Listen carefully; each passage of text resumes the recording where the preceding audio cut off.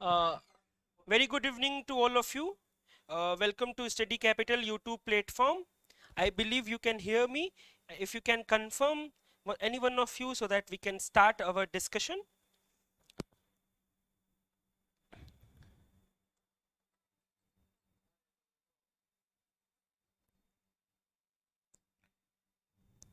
Yes, I think I'm audible. I can hear myself. So again, good evening. And in our last YouTube discussion that we had a day before yesterday, I believe, and we were talking about history of British English literature, and we discussed the important things that you have to, you know, you have to think of when you are reading any age particularly. So that class was a discussion about how to explore history of English literature and how to do it and what are the things that you need to take you need to focus upon. Now this discussion that we are going to do to today is very similar in kind, in the sense we are going to discuss exactly the same things, not the obviously the magnitude is same in the sense that we are going to talk about what are the things that you need to explore, and I'm going to tell you about the syllabus for PG particularly. This video is for CUT PG and not for not for gate exam. You see, the unit that I have wrote down here is literary criticism, right? Now if you'll see the syllabus of CUT PG, if you're a CUT PG student, you'll see it is further divided into two parts. The one part is classical literary criticism, right? Literary criticism. And then the second unit is actually not directly modern literary criticism, but there are few modern approaches to literary criticism which are named there, such as, for example, there is psychoanalytical criticism, psychoanalytical, or you know new historicism, or things like that. Now even these units are not directly mentioned, but you know that there was one question from psychoanalytic, there were two or three questions from new criticism. Your syllabus just mentions post structuralism, and post structuralism is also a literary theory, right? And post structural criticism is also one thing. That means something that came in the period of modern age, and also after modern age, from the 20th century onwards, there is a shift that will take place in the approach of literary criticism, right? That is why the change, that is classical literary criticism and the modern literary criticism. Now the first unit I'll try to explain both in the today's discussion, but our focus will be on the first unit first, and then I'll talk about the second part, which is also related to literary theory. So when I say classical literary criticism, I'm about the text, and I mentioned not classical criticism, literary criticism. That means something that is related to literature, something a theory is related to literature. Now, if you are a literature student, you know about certain critics, Plato, Aristotle, Sidney, and many others, and you know one thing, that they have given importance to text, to literary text, right? To any literary text, and every theory revolves around it. The classical, criticism revolves around literary text. You see Philip Sidney in defense of poesy talking about rhyme in the poem, talking about the quality, the what is the good literature, what is the bad literature, how to read literature. People will talk about it from beginning, from Plato to T.S. Eliot. You find text is at the center of the discussion. So text is primary and all other things are secondary, right? The what to say, the social context, the historical context, or even if it is primary, you read these things in context to tell the importance of literary text. So Marxism comes with social aspect, but you use that social aspect to analyze the text. You use other forms of criticism, and you find that maybe they are talking about new criticism particularly, I'll say, New criticism talks about the supremacy of the text. So you have to forget the background. You have to forget the author's intention behind it. You have to forget the role of author in interpreting or writing a text. All these theories tell you that text is very important, right? The text is important. Other thing just supports the supremacy of the text. So there is hierarchy in the classical literary criticism. That is why you have a separate unit called modern literary criticism, which will try to break this hierarchy. All these units that you'll read, psychoanalysis, the second aspect of the psychoanalysis, people like Laka, or new historicism, or any other literary theory, right? It's majorly literary theory, but we call it as no, modern literary criticism, which will move beyond what you say, uh, you know, uh, the authority of the text. Such as a very good example is reader response theory. You might know a very famous writer, Rolla Barthes, who writes this text theorist, says death of an author. What does it mean? It means the moment the text is published, that moment should be considered as a death of an author. And with the death of an author, there is a birth of a reader. So reader will come and reader will interpret the text. Now you know every reader has their own subjectivity, so every reader will read it differently. This is the basic understanding. There are 5 different aspects of what to say, reading a text. There are 5 different ways that even within reader response theory that you will explore. Right now you see that is different, because now the text is not at the center, right? What you say, the reader is at the center. So in a way, the reader is when the reader is at the center, the whole the primal idea of text being the superior is diminished, and that happened in the reader response theory. So it's not adhering to classical literary criticism. It's different from classical literary criticism, because classical literary criticism gives importance to literary text, right?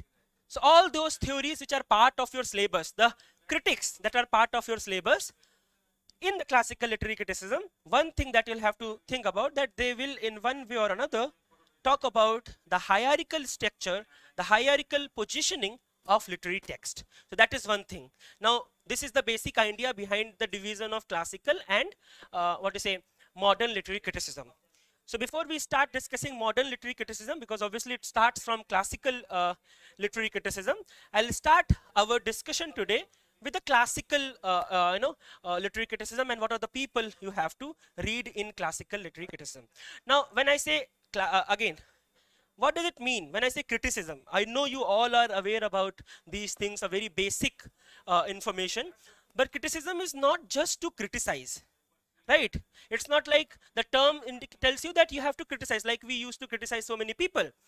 So that is not criticism. Criticism is to analyze, to judge a text, right? To analyze and to judge a text. And when you judge a text, you see not only the positive aspects but also the negative aspects, right? You think of Samuel Johnson. He talks about the positive aspect of Shakespearean writing, and he also talks about the negative aspect of what you say, writing of Shakespeare. But that is again very problematic. The beginning of this theory is problematic, because every person comes with their subjectivity, right? So what Samuel Johnson is saying, if you know Matthew Arnold's very favorite, famous definition of literary criticism, he says the best that is possible in the world, and you have to do criticism without any biasness. Now you see, this biasness looks like the being biased is something that you can do, but can you be biased? Like, can you do something without being biased? And Matthew Arnold also talks about 3 different estimates there. The historical estimate is there, right? The historical estimate is there.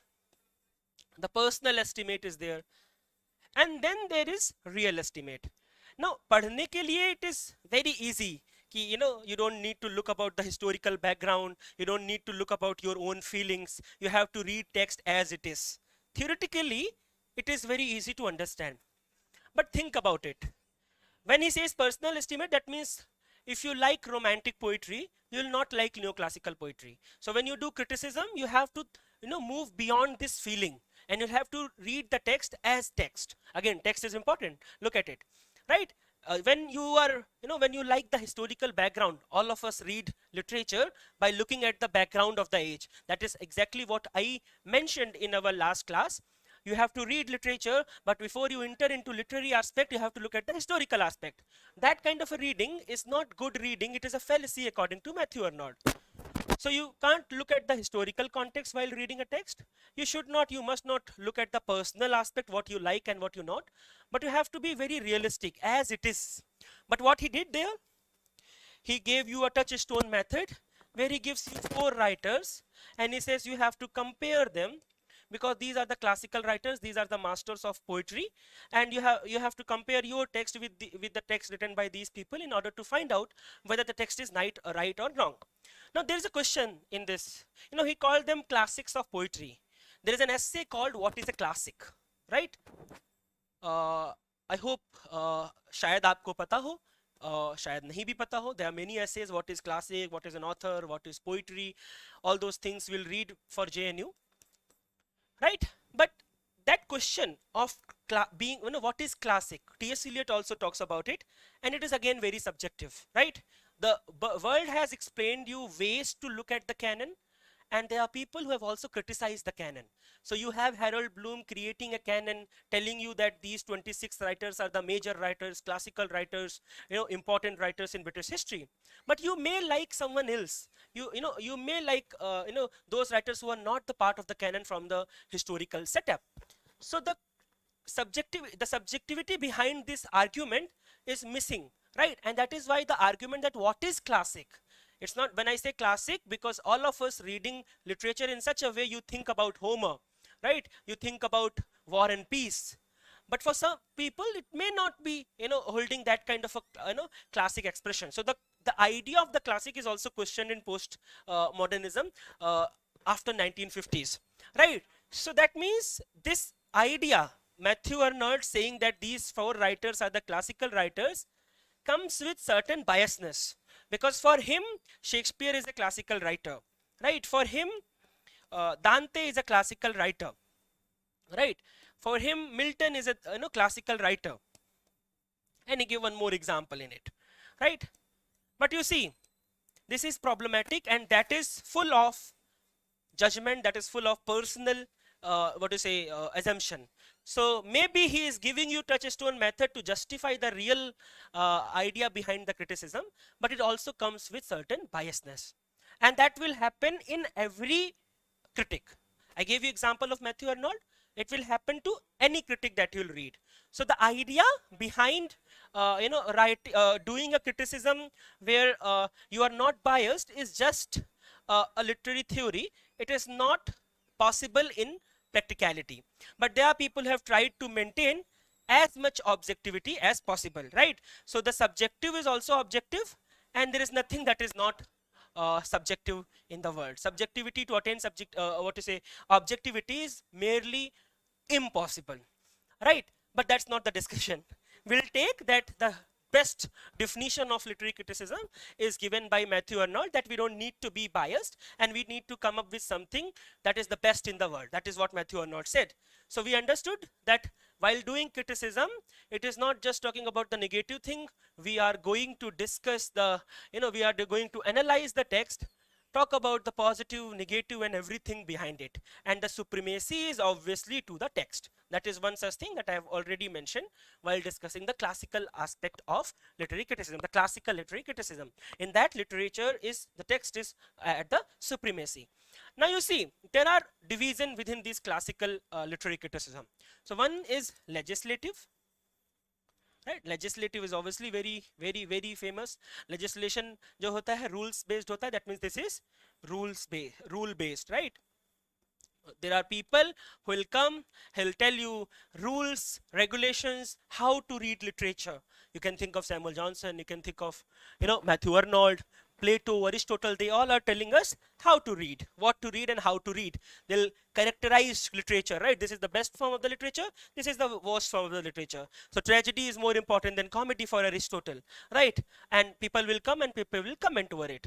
That means all those theorists, classical critical critics, who talks about rules, regulation, how to read text, what to read, what not to read, what is the best literature, what is the bad literature, they all are part of legislative form of criticism. There are also people who are part of aesthetic. right? When I say aesthetic, and this is the major division. Within it, you can also divide, differently. There are many other, I can say historical criticism. So any critic who is legislative is also historical. Think about Samuel Johnson. He is known as the father of historical criticism. So there is no compartmentalized zone. But within these two, you can compartmentalize. Right? You can see that these are polar to each other. So when I say aesthetic, or look at the romantic criticism, the romantic writers, right?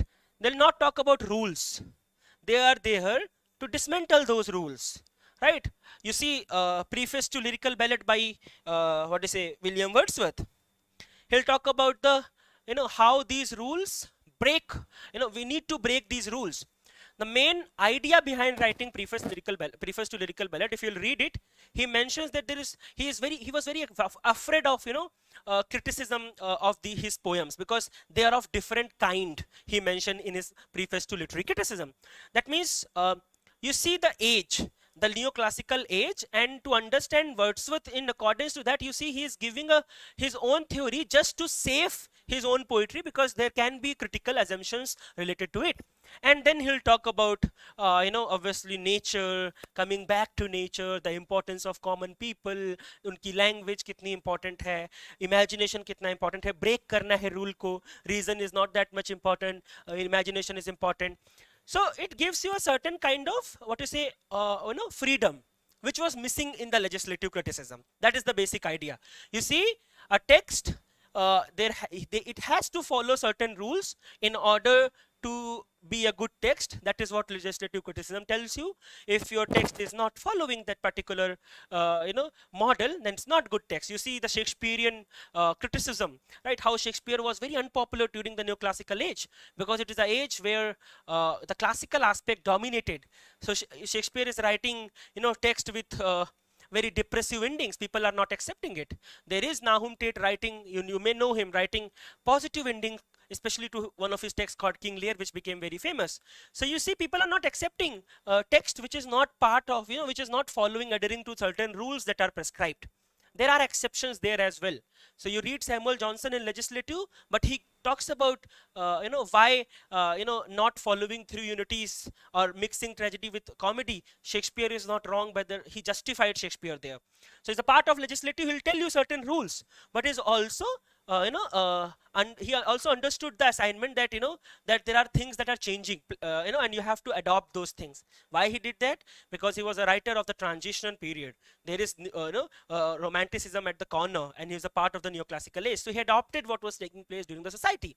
But that's a different discussion. We also have Dryden accepting Shakespeare, accepting the aspect that Shakespeare is not following to rule. So there are exceptions in the legislative criticism, but even those exception talks about those exception critic talks about rules and the importance of rules.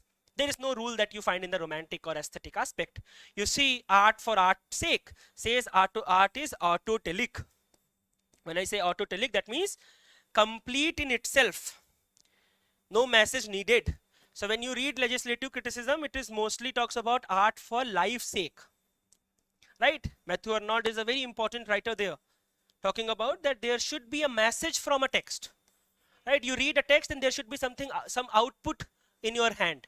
So you're reading a text, and if you don't get, if it doesn't take your society, make your society better place to for others, then there is no point of reading literature. So when you read these things, you find that you'll not be able to set text like theater of absurd in this setup, right? Because there is no message there is no meaning there, and you need meaning. If it is rule based, right, rule will come up, it will take you to conclusion. You need meaning. You need your text making sense. You need certain text to follow certain things in order to give a certain kind of message. Now that message, it can be what you say, cognitive, giving you some intellectual idea. It can be related to religion. It can be related to make a society better, so giving you a certain kind of message, be it dialectic, cognitive, or any other form. But there has to be a message. That is what legislative criticism takes text to, right? That will be a better text. But aesthetic aspect does not talk about these rules, regulation, message, or any other things. The text becomes autotelic. That means text is complete in itself. You need to read the text on its own. You don't need any other aspect message coming from it. Just enjoy the text for pleasure. Walter Peter, Oscar Wilde, and many other people talk about it, which is not rule based, which is not rule ridden, and that's the difference between these two. But now you might have heard, historical criticism, as I mentioned, or social criticism. There are many other forms. So someone who's talking about the historical aspect becomes the historical critic. That is the part of these two. These two are the major units within classical literary criticism. I hope it is clear to you. Even if not, we'll try to, talk about this. Now, I'll talk about the syllabus first. What are the critics that we have to read, and then we will try to differentiate who is a part of which part of, sorry, which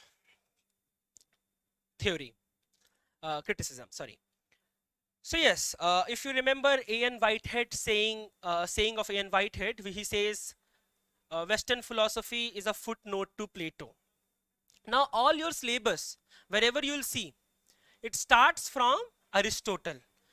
Aristotle is also known as father of criticism, right? Samuel Johnson called Dryden as father of English literary criticism. But father of criticism, it is Aristotle. But in order to understand Aristotle, you need to understand Plato, because most of the times he is responding to Plato, his guru. Now you see, and A.N. Whitehead saying Western philosophy is footnote to Plato, because whatever you will read, people in theory will come back to Plato. There is so much that Plato says, which not only is subject of criticism, but is subject of so many subjects. So that means Plato is also a philosopher. Obviously, the Athens of that particular time frame was democratic. He was talking about just society, how to form just society. So it's a political text as well, economical as well, because he talks about the economic aspects. So economic students also read him.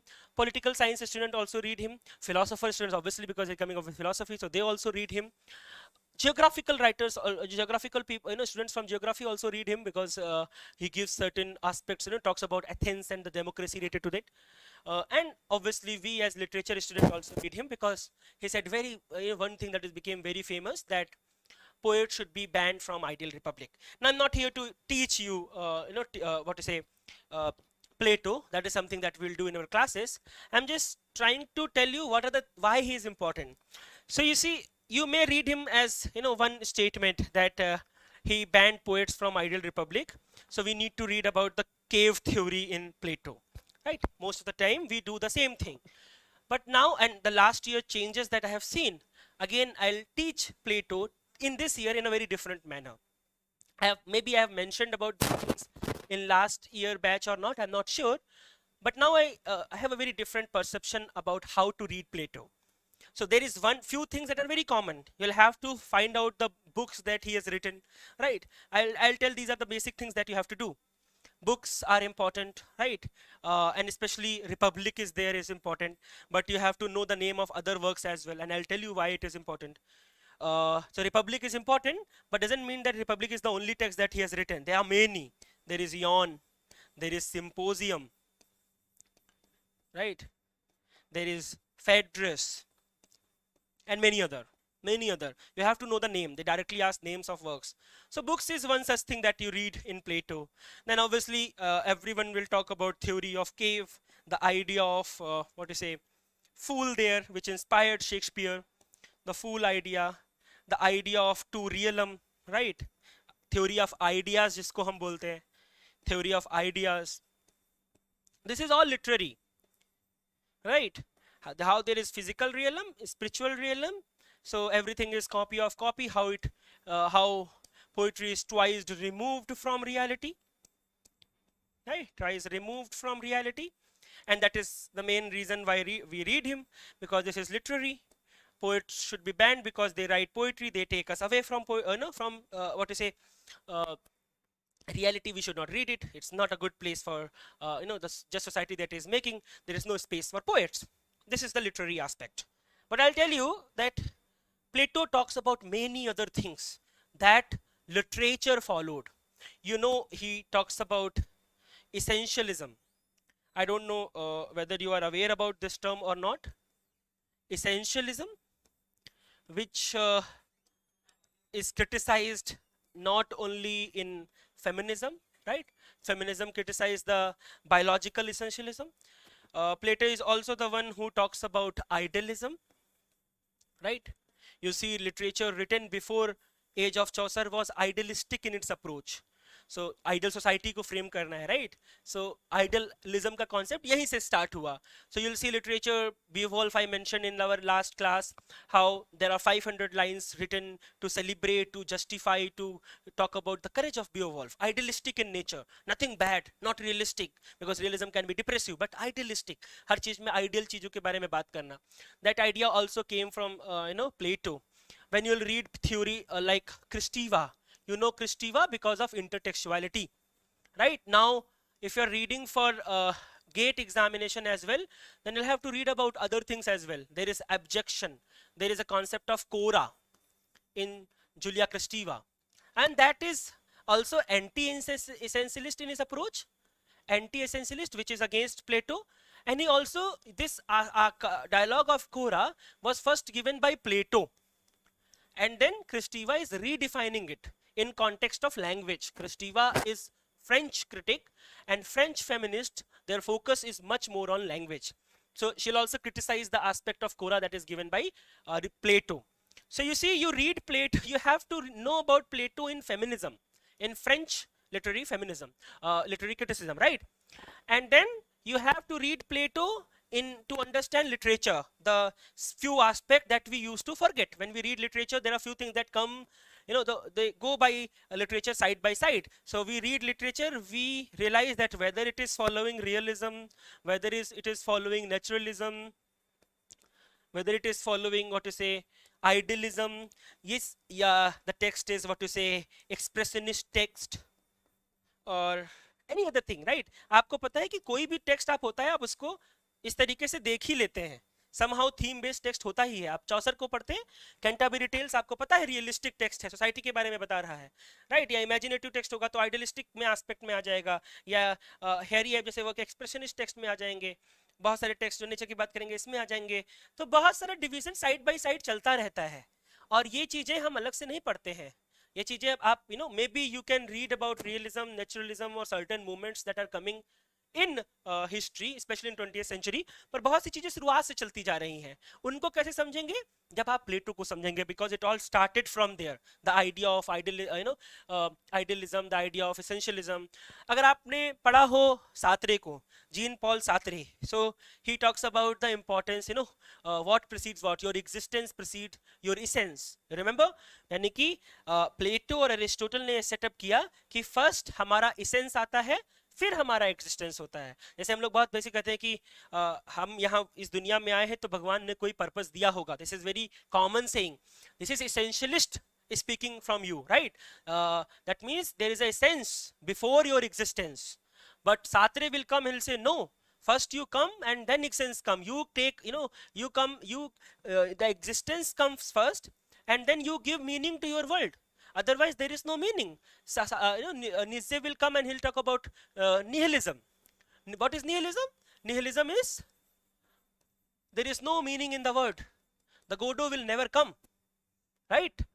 But expressionist says that there is meaning, but you'll have to give meaning, you have to give essence. That means the existence comes first, then comes the essence. This idea of existentialism is against essentialism, which was given by Plato. So you see, Plato is not just for what is it, you don't need to read Plato just for theory of cave or for what he said, but that is also an argument that you have to cover in Plato. One more thing I'll talk about that you have to read in Plato. You see, post-structuralism is a part of your syllabus, right? I hope you all know that post-structuralism is a part of your syllabus. अगर आप इस video में इस minute तक पहुंच गए हैं, मतलब आपने सिलेबस देख लिया है, या आप इतना तो इंस्पायर हो ही जाएंगे इस वीडियो से कि आप सिलेबस देख लेंगे आप, क्योंकि अगर आप मन से पढ़ना चाहते हैं तो, नहीं पढ़ना चाहते हैं तो कोई बात नहीं है. तो आप सिलेबस देखेंगे तो आपके में पोस्ट-स्ट्रक्चरलिज्म सिलेबस में है. पोस्ट स्ट्रक्चरलिज्म के अंदर एक आइडिया आता है लोगोसेंट्रिसिज्म का और फोनोसेंट्रिसिज्म का. और ऑब्वियसली डेरिडा ने क्रिटिसाइज किया है, राइट? नाउ आप सोचोगे कि डेरिडा का प्लेटो में क्या काम है. Phonos means होता है sound, centrism means center.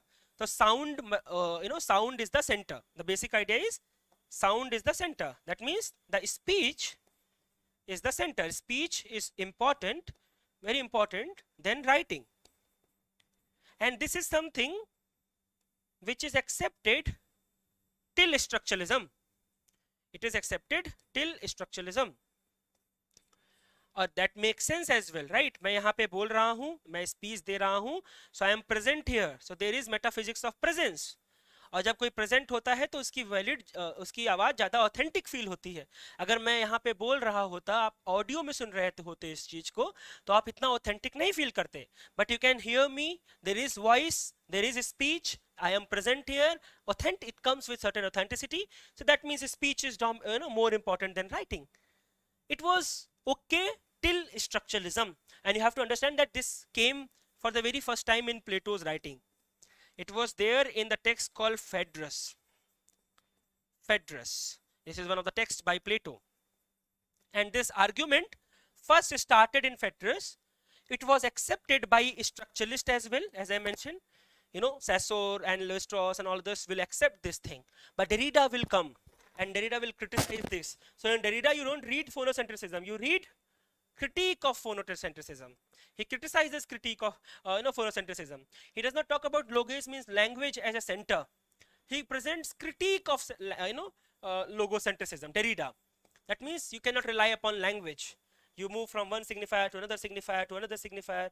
There is a chain of signifier, but you never reach to signified because there is no signified, there is no meaning. The idea is you cannot rely upon language.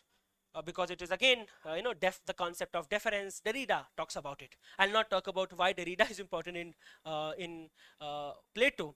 But this idea, when he was criticizing this thing, he revolted, right? He changes it. And he says there comes a form of writing which is arc writing.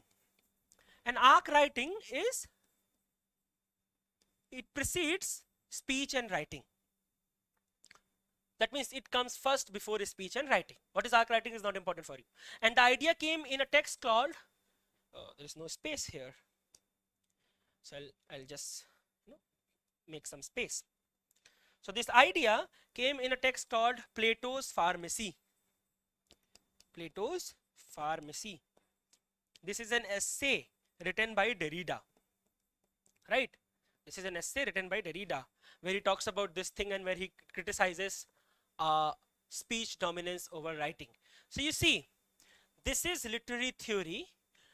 In order to understand the argument of Derrida, you need to understand Plato. In order to understand the argument of structuralism, you need to understand Plato. In order to understand philosophical notions of nihilism and existentialism, you need to understand Plato. In order to understand French literary, feminist literary criticism like Kristiva or Sico, you need to understand Plato. So there is so much in Plato other than this one statement that poets should be banned from ideal republic. I hope you understand why I am saying that Plato is very, very important, here. Now, other than Plato, this is the first person, right? So the Plato, we'll start criticism with Plato. You'll read about these things, his arguments, and we need to come back to literature now because we are discussing literary criticism.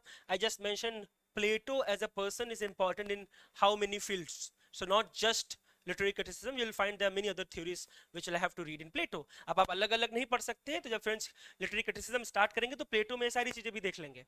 Then came Aristotle.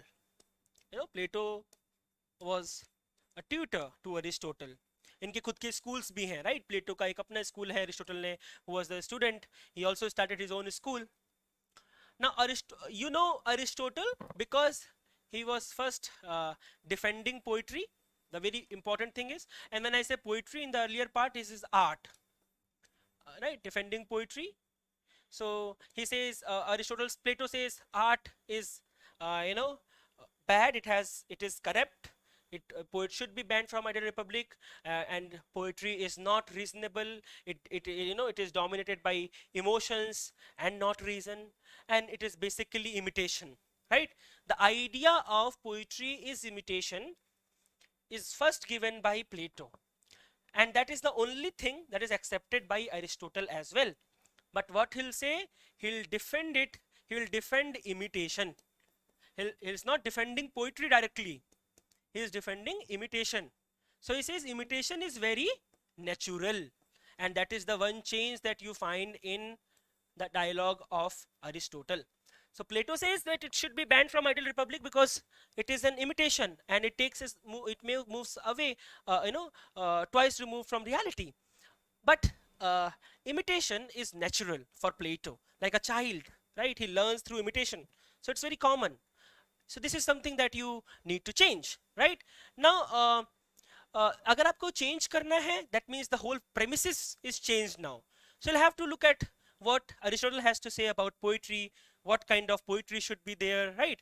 That will, first thing that will change. So that is the beginning of reading Aristotle.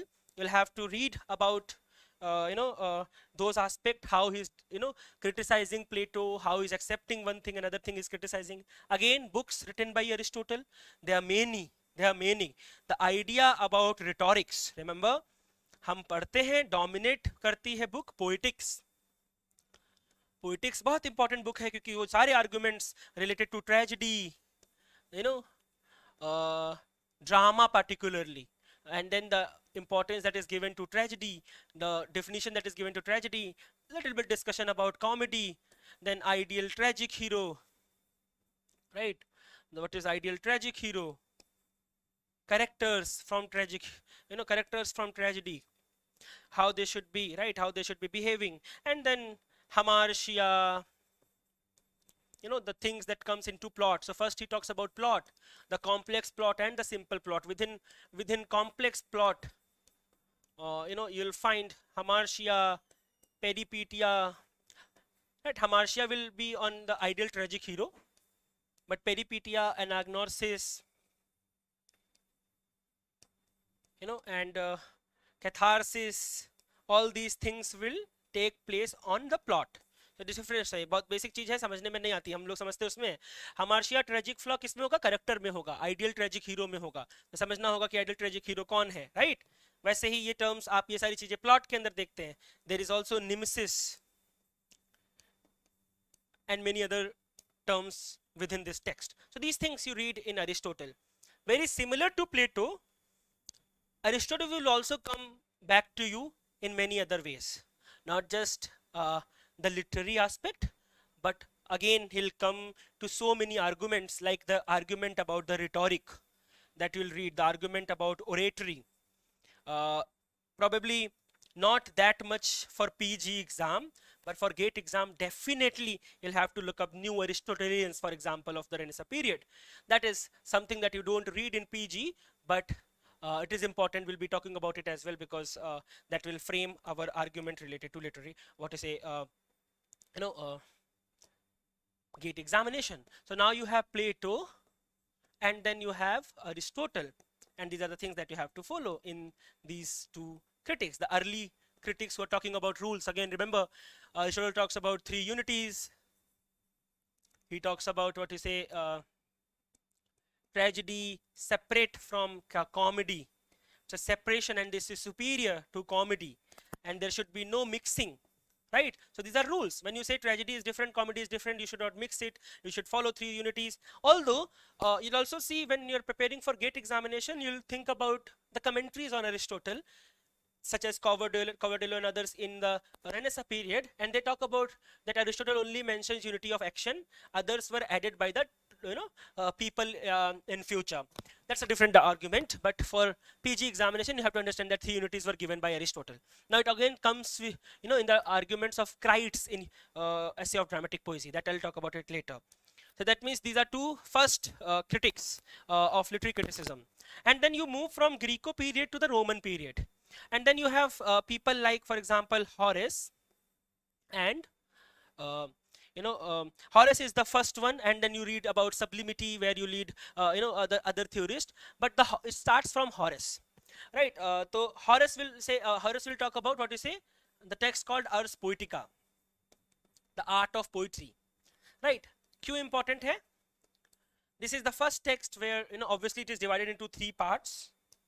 Again, मुझे ये नहीं बताना है कि क्या है इसके अंदर, मैं बताने की कोशिश कर रहा हूँ कि कैसे फैक्चुअल इन्फॉर्मेशन इसकी इंपॉर्टेंट है.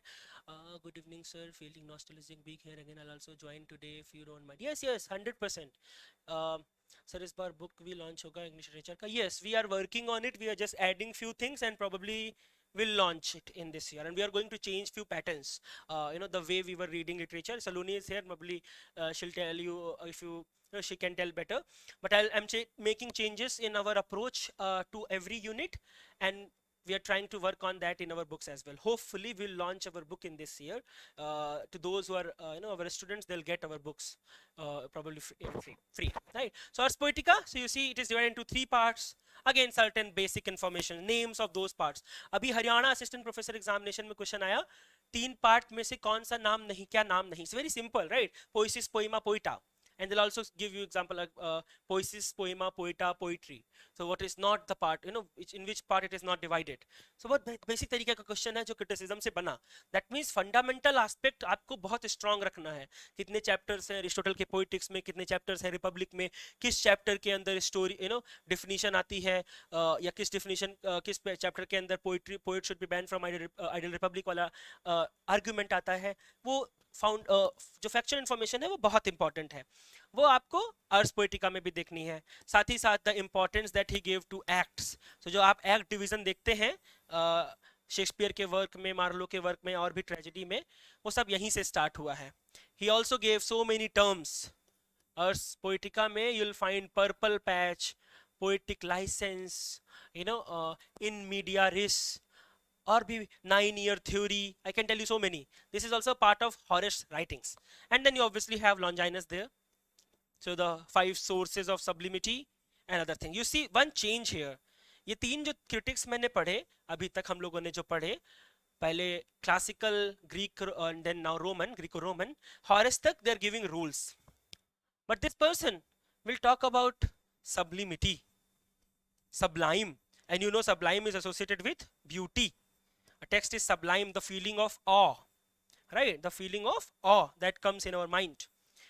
That is romantic in its approach, and that is why there is a person called James Scott who called him first romantic critic. जो हमने division अभी देखा था, classical and romantic, legislative and romantic. So that is why he is first romantic critic. Why? Because he is talking about something which is different from these people. He is not giving you rules. He is talking about sublimity, how to attain sublimity. 5 sources of sublimity, 2 given by 2 are natural, you can't just learn them, but 3 are also gift of art, you can learn them as well. So 5 sources of sublimity, but there are 4 sources of negative sublimity as well. तो क्या चीजें आपके क्या चीजें आपके work को sublime नहीं बनाती, खराब कर देती हैं. Longinus also talks about it. Longinus पे for example basic information में पूछ सकता है कि 17th century में who came up with this work, the translation of On the Sublime, right? And who translated for example On the Sublime, who wrote a parody of On the Sublime. So we have Pope doing all those things. So बहुत कुछ है जो हम Longinus में पढ़ सकते हैं other than the things that we read generally. That means after Plato and Aristotle, from Greco period, Greek criticism, to Horace and then Longinus, ये पूरा आपका क्लासिकल टाइम फ्रेम का क्रिटिसिज्म हो गया. इसको इन तीनों को एक साथ पढ़ सकते हैं, इसको आप सेपरेटली पढ़ सकते हैं क्योंकि दूसरे मॉडल का राइटर है, फिर क्रिटिक है, राइट? फिर हम बढ़ते हैं और सीधे पहुंच जाते हैं रेनेसा क्रिटिसिज्म पे. जैसे कि फिलिप सिडनी का नाम आप सुनते हैं as a critic, very not as a writer but obviously as a critic, right? एक आपको चीज याद रखनी है जो यूजुअली हम सीयूटीपीजी के लिए इतना इंपॉर्टेंट नहीं है, but I believe last year हमने इसके बारे में क्लास में डिस्कस किया था. That is related to the argument about rhyme, during renaissance. So you see, it is not only Philip Sidney who is talking about poetry and drama. There are so many people. Philip Sidney is dominant. जितना पढ़ेंगे आप, कितनी किताबें उठाएंगे, सब किताबों में Philip Sidney criticism में रेनेसा में पढ़ा के आगे बढ़ जाएंगे. और इस रेनेसा तक पहुंचने के बीच में भी पीपल लाइक वर्जिल, दांते, इन सब के भी बहुत important what is a critical arguments हैं जिसको हम मिस कर देते हैं मेजर लिटरेरी क्रिटिसिज्म में. पर इनको पढ़ेंगे अगर आप तो वेस्टलैंड आपको समझ में आएगा। इनको अगर आप पढ़ेंगे तो बहुत सारा जो इनसे बोरो किया है राइटर्स ने, इनकी फिलोसफीज को, इनके टेक्स्ट से जो बोरो किया है, इनके आर्ग्यूमेंट्स से बोरो किया है, वो आपके लिटरेचर में हेल्प करेगा। तो more than critic, they are very important as writers, but they have given critical arguments in their writings as well. There are critical connotations, writing arguments in the writings of Virgil Dante, Petrarch and others. So they are also somehow literary critic as well, middle ages literary critic, but we forget about them, we don't read them. You will have to read about them as well if you're preparing for gate examination as well. For PG you may leave them, because you can read about Petrarch when you're reading about sonnet, you can read about Dante when you're reading about, for example, Chaucer, the influence of Chaucer on the, Dante's influence of on Chaucer. You can read about Virgil while you're reading Paradise Lost. So these people come in your study as an influence when you read literature. That is why we don't give that much importance to these people when it comes to criticism. But you can read about these people as well, because it will serve you better. It will give you a very important context how you reach to Renaissance criticism. Right. So there is Philip Sidney. Defense of poesy is there. You know to whom he is replying. You have to read about Gosson as well. And Gosson not only writes about poetry, he also writes about drama. He also writes about rhyme. So there is a great deal of discussion, deal of debate surrounding rhyme during Renaissance. So there is, for example, Champion. There is Gascoigne. Right आप देखोगे JNU के exam में ये नाम आपको दिखेंगे। अगर आप 2020-21 का पेपर देखोगे, 20 का 19 का जेएनयू का पेपर देखोगे तो ये नाम आपको दिखेंगे। मैचिंग में क्वेश्चन आया था, मुझे याद है। Right, Gascoigne, Campion, there is for example Peele, George Peele, he wrote a work related to defense of rhyme, stage and place. And then you reach to Philip Sidney. So Philip Sidney is not writing in vacuum, and he is not coming up with certainly with a defense of poetry and saying that rhyme is not necessary but desired. That is again a very famous line that you find in Philip Sidney. But in order to understand Philip Sidney, you have to understand these people from Renaissance, because the argument is about rhyme, and obviously rhyme in poetry. So you see defense of poetry in Philip Sidney. To whom he is replying is obviously factual information जो आपके exam में काम आएगा। पर ये defence को समझने के लिए आपको ये सारे लोगों को पढ़ना पड़ेगा, इन सारे लोगों के आर्गुमेंट्स को पढ़ना पड़ेगा। अब काम नहीं चलेगा। अभी तक काम चल जाता था लिटरेरी क्या कहते हैं, इन सब चीज़ों के पढ़े बिना सीयूटी पीजी में। पर अगर आप गेट के लिए भी इक्वली प्रिपेयर कर रहे हैं और आप बहुत सिंसियर हैं तो आपको ये भी पढ़ना पड़ेगा। राइट, तो ये चीज़ें भी पढ़ेंगे, तब फिलिप सिडनी पे हम पहुंचेंगे। ठीक है, आई होप कि समझ गए। और फिर फिलिप सिडनी में अगेन सेम चीज़ें जिस तरीके से हमको पढ़नी है। तो पहले प्लेटो को पढ़ेंगे, फिर अरिस्टोटल को पढ़ेंगे, ये ग्रीक पीरियड खत्म होगा। फिर हम हॉरेस को पढ़ेंगे। I am repeating it again and again, बार बार लिख रहा हूँ ताकि आपके दिमाग में भी ये चीज़ जाए। लॉन्जाइनस को पढ़ेंगे, फिर मिडिल एजेस वाले को पढ़ेंगे जिनको मैंने अभी इधर राइट साइड में मेंशन किया था, वर्जिल एंड अदर्स। फिर मेजर एस्पेक्ट में फिलिप सिडनी को पढ़ेंगे। पर फिलिप सिडनी को समझने के लिए जैसे मैंने नाम मेंशन किए, Campion, Peele and Gascoigne and others, उनको पढ़ेंगे। ये आपका रेनेसां क्रिटिसिज्म तक हम पहुंच गए। फिर रेनेसां से आप देखोगे जो मेजर टेक्स्ट है, the take you to the neo classical period, to the Dryden, essay of dramatic पोएजी।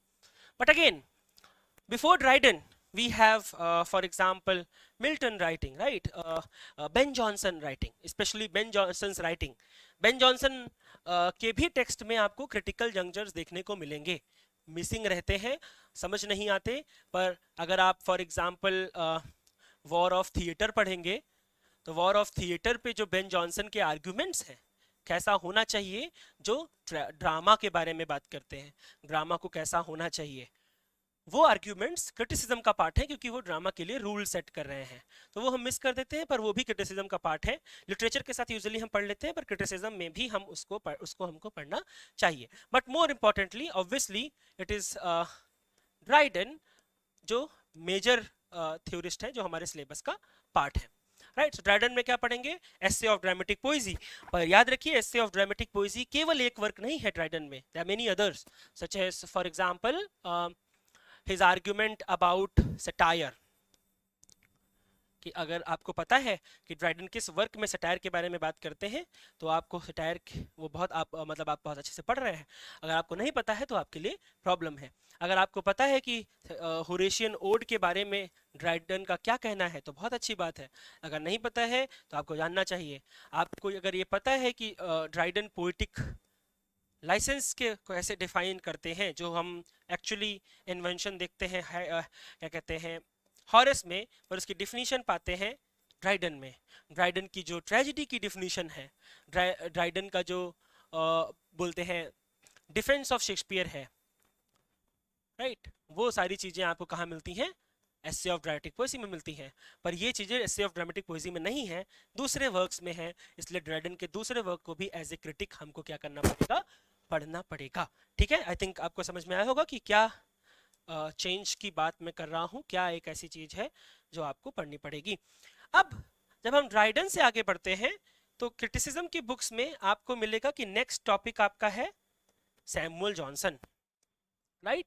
पर अगर आप एज को देखेंगे और तो आप पाएंगे कि एक लगभग 100 इयर्स का डिफरेंस है, और बीच में अलेक्जेंडर पोप आते हैं। अलेक्जेंडर पोप की विट की डिफिनेशन, अलेक्जेंडर पोप का पोइट्री कैसा होना चाहिए, ये सारे आर्ग्यूमेंट आपको एसे ऑन क्रिटिसिज्म में मिलते हैं। तो you have to read that text for literary criticism. It's obviously a literary text. Prose essay, poetic essay है, और उसमें बहुत कुछ मिलता है जो हमारे क्रिटिसिज्म में पार्ट आएगा, क्योंकि रूल्स, पोइट्री कैसे होनी चाहिए, अगेन टेक्स्ट कैसा होना चाहिए, उसके ऊपर आर्ग्यूमेंट है जो क्रिटिसिज्म का पार्ट है। तो पोप को भूल जाती हैं बुक्स, पर पोप बहुत इंपॉर्टेंट है सैमुअल जॉनसन तक पहुंचने के लिए। सैमुअल जॉनसन में एक चेंज आता है मेजर, जो आपको मिलेगा कि इन सारे राइटर्स में एक टेक्स्ट बहुत डोमिनेट था। प्लेटो में रिपब्लिक डोमिनेटिंग है प्रॉपर लिटरेरी क्रिटिसिज्म के लिए, right. Although Plato as a other writer, मैंने बात की कि कैसे अदर देन लिटरेरी क्रिटिक कितने रेफरेंसेस हमको पढ़ने पड़ेंगे प्लेटो में, वैसे एरिस्टोटल में पोइटिक्स सबसे ज्यादा मेजरली डिस्कस टेक्स्ट है, although we have rhetoric. Horace में कैसे अर्स पोइटिका मेजर टेक्स्ट है, लॉन्जाइनस में on the sublime major text है, फिलिप सिडनी में defence of poetry major text है, apology for poetry major text है, ड्राइडन में essay of dramatic poesy major text है, पोप में essay on criticism major text है। But Samuel Johnson में बहुत सारे टेक्स्ट हैं, एक से एक के अलावा मेजर टेक्स्ट ही 3 हैं जो आपको पढ़ने होंगे। जैसे प्रीफेस टू शेक्सपियर है, right, preface to Shakespeare, Shakespeare का डिफेंस, शेक्सपियर को मेरिट डीमेरिट पे बात करना, ड्रामा के बारे में बात करना, then lives of most eminent poets, right, most eminent poets या simply types of poets, 52 writers की बायोग्राफी, जिसमें से 5-6 राइटर्स की बायोग्राफी हमको पढ़नी पड़ती है, क्योंकि मेटाफिजिकल पोएट्स के बारे में बात करते हैं, मिल्टन को क्रिटिसिज्म करते हैं, ब्लैंक वर्स के बारे में बात करते हैं, blank verse is a verse only to eye, ऐसे डिफाइन करते हैं, और बहुत कुछ आपको देखने को मिलता है इस वर्क के अंदर। एक और वर्क है रेसिला, जो अभी तक हम नहीं पढ़ रहे थे, पर रेसिलस के जो आर्ग्यूमेंट है वो नेट में आए हैं और गेट में आए हैं, इसीलिए जो रेसिला ड्रामा के बारे में जो आर्ग्यूमेंट्स हैं शुरुआत में जो उन्होंने दिए हैं, ग्रे के बारे में जो बात की है, वो भी हमको गेट के लिए पढ़ना पड़ेगा, सीयूटी पीजी के लिए प्रोबेबली वो इतना इंपॉर्टेंट नहीं है। ठीक है, that means there is so much in Samuel Johnson and it's different from other critics as well. He is also father of historical criticism, that is something that will talk about later, but it is also there. अभी तक हमने देखा जितने भी पढ़े हमने, अगर लॉन्जाइनस को छोड़ दे तो सारे ही लेजिस्लेटिव का पार्ट है। लेकिन अब हम बढ़ रहे हैं रोमांटिक्स की तरफ। नाउ रोमांटिक्स में you have Wordsworth, major critics अगर आप देखें तो वर्ड्सवर्थ है और कोलरिज है, राइट। बुक्स भी पता होंगी आपको। वर्ड्सवर्थ में आप प्रीफेस टू लिरिकल बैलेट पढ़ते हैं, कोलरिज में बायोग्राफी लिटेरिया पढ़ते हैं। मेनली 3 चैप्टर्स पढ़ते हैं जहाँ पे इमेजिनेशन के बारे में डिस्कशन है, प्राइमरी इमेजिनेशन, सेकेंडरी इमेजिनेशन के बारे में डिस्कशन है, क्रिटिसिज्म है विलियम वर्ड्सवर्थ का, और विलिंग सस्पेंशन ऑफ डिसबिलीफ का आर्गुमेंट है। मेनली क्रिटिसिज्म में कोलरिज में हम यही पढ़ते हैं। ऑर्गेनिक अगर आप बहुत अच्छे से पढ़ेंगे तो आपको पता चलेगा there is a definition of slavery, slave by Coleridge. Slave is a person who is perverted into a thing. BHU exam में एग्जाम पूछा जाता था क्वेश्चन ये, वो भी आपको बायोग्राफी लिटेरिया में मिलेगा। Argument about organic unity which Brooks, people like Brooks will talk about in future in new criticism, Coleridge talks about it in his writing. Androgynous mind which you read in 1929 essay of Virginia Woolf, essay of dramatic, room of one's own. There you talk, Virginia Woolf talks about androgynous mind.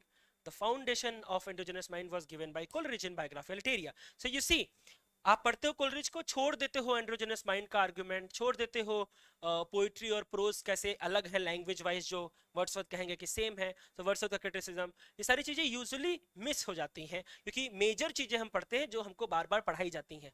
Wordsworth का criticism हो गया, या willing suspension of disbelief हो गया, या primary imagination, secondary imagination हो गया।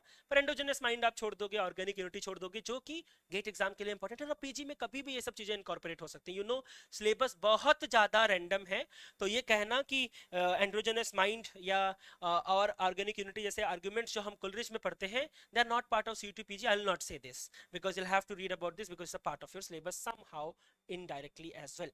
सो that means ये दोनों मेजर क्रिटिक्स हैं जो आप पढ़ते हो, पर इसका मतलब ये नहीं है कि यही दोनों हैं, राइट। इनके बीच में आप देखो, ये दोनों फर्स्ट जनरेशनल रोमांटिक्स हैं।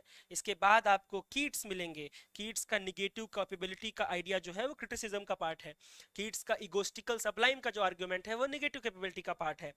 अगर आप शैली को पढ़ेंगे तो शैली का तो पूरा वर्क ही है डिफेंस ऑफ राइम, जो टाइटल आपको काफी सिमिलर मिलता है फिलिप सिडनी से। Shelley is also part of your syllabus, क्योंकि शैली में भी बहुत इंपॉर्टेंट कोट्स हैं। Poets are unacknowledged legislators of the world, moral conception of poetry and all those things that he talks about in defense of poesy. Very, very important text, because it also tells you that you have to read about Thomas Love Peacock as well. 4 ages of poetry, जिसके बारे में लिखा गया, जिसके against ये text लिखा गया शैली का. They're very good friends, but Thomas Love Peacock talks about 4 ages of poetry and called the last age as the brass age for what to say, Shelley didn't like it and that's why he wrote a text called Defense of Poesy.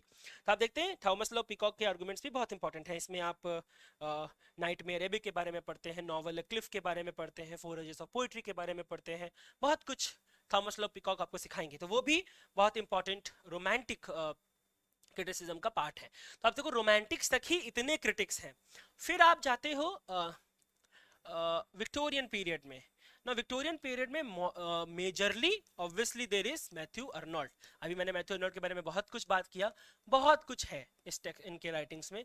केवल study of poetry नहीं है, poetry is a criticism of life नहीं है, but functions of criticism at present time है. Argument how poetry can replace religion, जो कि T.S.. Elliott के लिए बहुत प्रॉब्लमेटिक था, वो भी है. वो भी आप पढ़ते हो इनके में. तो बहुत कुछ है जो मैथ्यू अर्नोल्ड में पढ़ते हो. पर केवल यह नहीं है, आप कैराइल के आर्गुमेंट्स को भी पढ़ेंगे जो कि मिस हो जाते हैं, क्योंकि हम अभी बात कर रहे हैं फाउंडेशन बैच की, हम बात कर रहे हैं गेट एग्जाम की. तो I am trying to incorporate. Sir Satyam sir, ये लाइट ये एकदम से रुक गया, बोल रहा है नेटवर्क नहीं. रुक गया,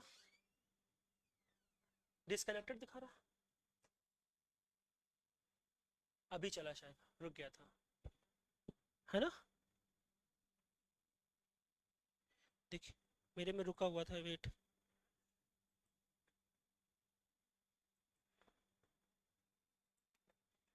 अभी आई थिंक बीच में कुछ नेटवर्क का इश्यू हुआ, और अभी आई बिलीव कि सही हो गया है. यस, आपको आवाज़ आ रही है मेरी? आई थिंक बीच में थोड़ा सा नेटवर्क का इशू हुआ, जिसकी वजह से कुछ इशू हुआ, बट आई थिंक अभी आवाज़ क्लियर हो रही होगी. हाँ, तो हम जिस चीज़ को बात कर रहे थे उस चीज़ को कंटिन्यू करेंगे. जॉन रस्किन को पढ़ेंगे. जॉन रस्किन का केवल एक आस्पेक्ट नहीं, पैथेटिक फैलेसी नहीं, there is so much that you can read in John Ruskin. In Carlyle एक दो नाम शायद मैं भूल जाऊं, वॉल्टर पीटर. और वॉल्टर पीटर को समझने के लिए पूरा पीछे का थियोफोर डोजियर और उन लोगों को पढ़ना पड़ेगा. यहीं पे आप एमिली जोला को आर्गुमेंट्स पढ़ते हैं, जो कि क्रिटिकल आर्गुमेंट्स हैं. The theatre is dead in 19th century से. तो बहुत सारे क्रिटिकल जंक्चर्स बीच बीच में मिलते हैं जिनको आपको पढ़ना होता है, जो मिस हो जाते हैं इन पीजी एग्जामिनेशन, पर गेट में आपको मिलेंगे. और अगर आप इनको समझेंगे तो लिटरेचर भी और अच्छा तरीके से आपको समझ में आएगा. तो ये चीज भी नहीं है जो आपको पढ़नी पड़ेगी इन criticism.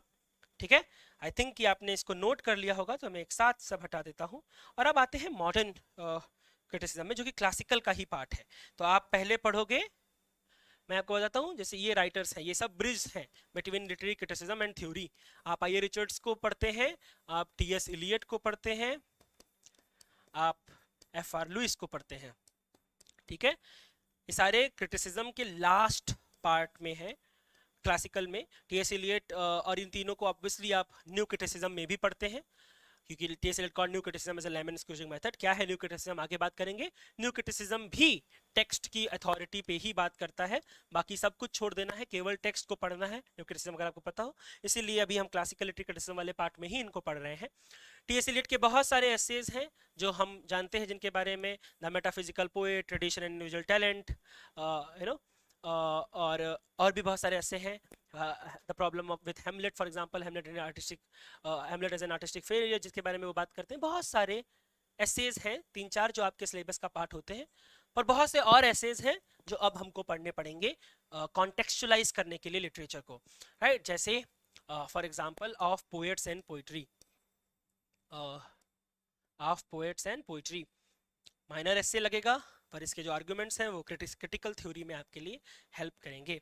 The idea of Christian society, again आपको लगेगा कि ये तो सिर्फ नाम इंपॉर्टेंट है, मुझे भी लगता था, पर जो आपने मैथ्यू अर्नोल्ड को सुना that poetry will replace religion, वो प्रॉब्लमेटिक है मॉडर्न पीरियड के लिए, राइटर्स के लिए, क्योंकि रिलीजन को वो वापस से पाना चाह रहे हैं, फ्रेगमेंटेशन जो है उसको समझना चाह रहे हैं, राइट। तो fragmentation was tragic for modern people but it was celebratory for post modern people. तो अभी तो ये सब मॉडर्न के ही हैं, तो इनके लिए प्रॉब्लम होगा ये कहना कि रिलीजन को रिप्लेस कर देगी कोई चीज। तो इसका आर्ग्यूमेंट, उसका डिफेंस आपको आई रिचर्ड्स, टी.एस. एलियट करते हुए दिखेंगे। आई रिचर्ड्स में भी कुछ एस्पेक्ट जो प्रॉपर क्रिटिकल लिटरेरी क्रिटिसिज्म का पार्ट है, ना कि न्यू क्रिटिकल जो न्यू मॉडर्न थ्योरी आएगी उसका पार्ट है। जैसे his idea about theory of value of poetry, psychological study of poetry, language aspect, तो there is referential language, there is poetic language, language में डिफरेंसेस के बारे में, जो ऑब्वियसली न्यू क्रिटिसिज्म में जब आप पढ़ेंगे आई रिचर्ड्स को तो और अच्छे तरीके से उस चीज को जान पाएंगे। क्लोज रीडिंग की बात करेंगे, राइट। अब यहाँ से थोड़ा क्रिटिकल एस्पेक्ट शुरू हो रहा है, थोड़ा सा न्यू व्हाट इज थ्योरी का एस्पेक्ट शुरू हो रहा है, मॉडर्न लिटरेरी क्रिटिसिज्म के हम पढ़ रहे हैं, और इसमें भी द ग्रेट ट्रेडिशन। इनमें मेजर और कुछ नहीं पढ़ना पड़ता है, इनकी रीडिंग्स हैं डिकेंस के ऊपर अलग से, डी.एस. लॉरेंस के ऊपर अलग से, पर वो आपके दोनों ही एग्जाम के लिए इंपॉर्टेंट नहीं है, नेट के लिए भी इवन इंपॉर्टेंट नहीं है। बट हाई कल्चर का जो इनका डिस्कशन है वो गेट के लिए इंपॉर्टेंट होगा, क्योंकि हाई कल्चर से ही, जब इनके हाई कल्चर की बात करेंगे तो क्रिटिसाइज करते हुए पूरा जो BCCC खुलेगा, Birmingham centre for contemporary culture studies, जो कि जो आपका गेट का एग्जाम है उसके लिए इंपॉर्टेंट है, तो उसके आर्गुमेंट्स एफ.आर. लुईस को हमको यहाँ पे पढ़ना पड़ेगा। सो ये सब है अभी तक। अगर इनमें 1-2 राइटर्स को छोड़ दें, ये ब्रिज जैसा काम करते हैं बिटवीन क्रिटिसिज्म एंड थ्योरी। और जब मैं कहता हूँ theory, that means modern literary criticism, right. बस होने वाला है। तो ये आर्गुमेंट है, इनके बारे में हम बाद में पढ़ेंगे, बट आई बिलीव कि आपको समझ में आया होगा कि there are so many things that we have to cover in literary criticism. This class was an attempt to introduce literary criticism unit with all of you, to tell you that what are the things that you have to read. Now we are also running a batch. We are going to start our classes very soon. So if you want to read these things with us, with me, you can join the course. If not, then you can explore these things on your own as well. Thank you so much. Thank you for joining in our next class. Probably tomorrow or day after tomorrow, we'll talk about literary theory. I'll introduce you with literary theory. What are the things that are important for examination? What are the things that you have to read for your examination for CUET PG, as well as for GATE entrance examination. Thank you so much. Bye bye.